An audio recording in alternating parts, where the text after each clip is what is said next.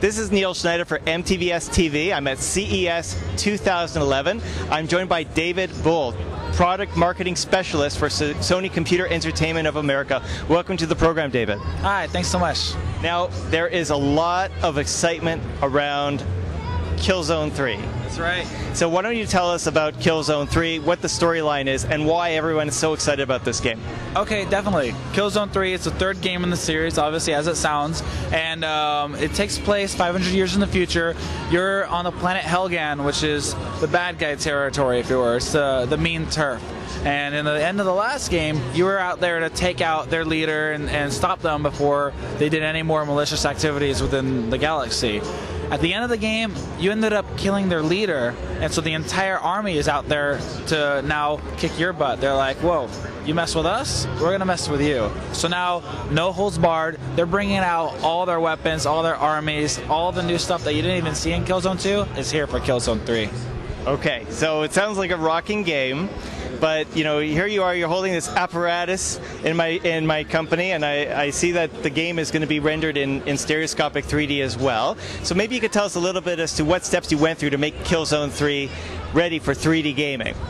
Okay, so Killzone 3 is available in both 2D and 3D. It's all on the same disc, and we wanted to put people in that immersive experience. Since it's a first-person shooter, we want to make you feel like you are in the game. So some of the things that you'll see in it, let's say an enemy is firing rockets at you, you'll literally be dodging your head outside when you're sitting there on your couch thinking that rockets are coming at you, and it feels really great to play in 3D. So is it going to be out-of-screen effects with this title? It won't be out of screen effects. Everything will be coming to the screen. It'll simulate. You'll feel like it is, but it's all happening on screen. Okay. And is it going to be, as far as the way the game is put together, do you know if it's like a full left-right rendering? Because I know another technique in gaming is something called 2D plus depth, which renders a single camera. I'm guessing you're familiar with this. Yeah, it is actually. It uses the left and right eye rendering. Okay, so that's like the best way of doing it. And how's the performance with Killzone 3 in 3D? Oh, it runs really smoothly in 3D. I mean, there's never really a frame rate drop or anything like that. It feels great to play. Excellent. Now, this is the second time. It's quite intimidating, this piece of equipment here. Yeah. So maybe you could tell us what you're holding, and should I stand back? No, this is called the PlayStation Move Sharpshooter. So with Killzone 3, you can play the game with your DualShock 3. You can also play it with the PlayStation Move and the sub-nav controller. As you can see here, this is a peripheral for the PlayStation Move. So you can see the PlayStation Move rests in here and plugs in using the expansion port. This is the first peripheral to use the PlayStation Move's expansion port. Now what that means is that it remaps some of the buttons up here to be reachable by your fingers right here. Because while you're playing, while you're shooting, while you're on the battlefield, you don't want your hands to be anywhere away from the trigger at any time. So instead of having the square and the triangle up here on the Move, we have it down here next to your fingers, to your index fingers. It's on the right side as well as on the left. So if you're a righty or if you're a lefty, you can access them. The Move is right here on your middle finger underneath the trigger. And everything you need here is the circle, and the X is on the left nav, as well as the analog to move your legs, move your feet, move your character. Now, when's this apparatus coming out? The PlayStation Move Sharpshooter is coming out February 15th, which is 1 week before Killzone 3, February 22nd, 2011. It's going to be available for $39.99.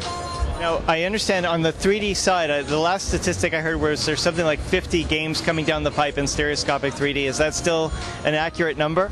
Yes, it is.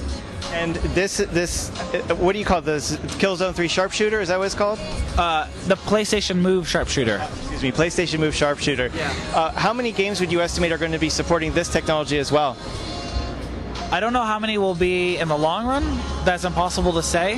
What I do know from a first-party standpoint, this was developed in collaboration. This was designed by developers Guerrilla Games, who have worked on Killzone 3, as well as Zipper Interactive, the people responsible for the SOCOM series. So SOCOM 4 and Killzone 3 will be using the PlayStation Move Sharpshooter. Excellent. And do you know how much this is going to go for approximately? Yeah, it'll be $39.99. Okay, so seriously, $39.99. And you would order the Move separately, I take it? That is correct. The Move and the sub-nav are separate peripherals from the PlayStation Move Sharpshooter. Okay, any guesses if we're going to start seeing some bundling options between the two? I don't actually have an estimate for you on that. I don't. Okay, well, it's still a bit early. There's still some time. Yeah. Okay, excellent. Well, thanks for joining us. We've been talking to David Bull, Product Marketing Specialist for Sony Computer Entertainment of America at CES 2011. We'll be back with more.